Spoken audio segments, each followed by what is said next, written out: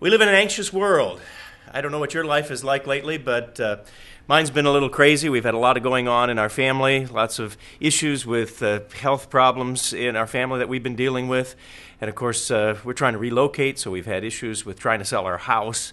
And things have really been weighing on me lately, and I can't help but think of that proverb, Proverbs 12:25. It says, anxiety in the heart of the man causes depression.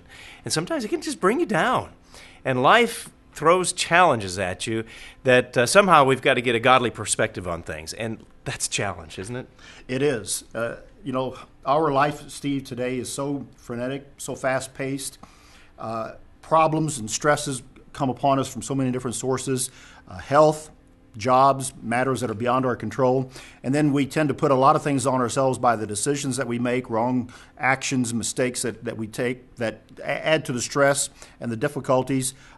Managing all of that is quite a challenge. It is a challenge. And I think when we have to deal with life, where do we turn? I have to be reminded constantly that I've got to turn to God. I've got to look to Him for the answers. I can't come up with them myself. I can't change some of these circumstances. So what I can change is my perspective on things. And so I was reminded of Psalm 34:4, and that's that psalm that says, when I was in trouble, I looked to God. I looked to God, and He heard me, and He delivered me from my fears, that particular psalm says.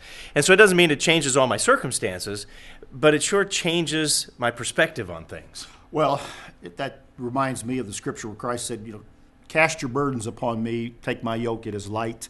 When it comes down to a moment when there is a crisis, whether it's health, loss of a job, challenge of how to meet that next bill, but some of those matters like health, that your family and my family, we've had some of those challenges lately, Steve. When you come down to those moments in life, it is really that relationship with God that is going to be the anchor that sees us through.